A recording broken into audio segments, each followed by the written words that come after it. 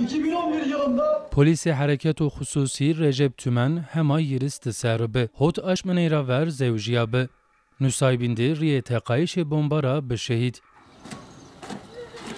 Cenazeye şehit Mardin'de yev merasim radıma Erşavya memleketici Bingwel.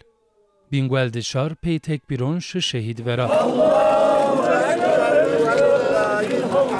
Merasimde bizazaki şivayi merdumon şehit hemi kez kahrına.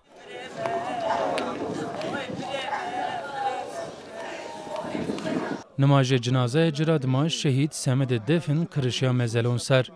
İtyadizi keyeci deje Kur'an eşka caya xudevinderi.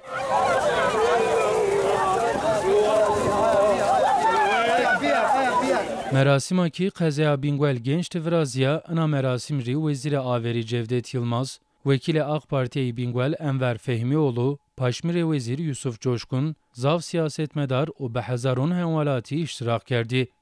Vezir Averi Cevdet Yılmaz merasimde kısa kerdo inava. Çoy niyeşkeno yevuya milletema bıxeripno. şehit oluncaya kadar bir ailenin evladıyım. Çoy niyeşkeno yevuya milletema bıxeripno. Şehideyma etta şehit biyayşi ho kıj yok heyebe. Labila neyradıma şehideyma kıja hemen emayo. Heme velato. Vekili AK Parti Bingwel Enver Fehmioğlu zi merasim radıma kısa kerd. Fehmioğlu va hem bes. Mahan nivazeni ve gumbiyero var. O raş mal acıyor raş. Tabii mavin inşallah an acıyı son büyü. Tabii hin bes mavin. Yani enek hadise vereceğin, enek insukşen, enek katil vereceğin, hin besi.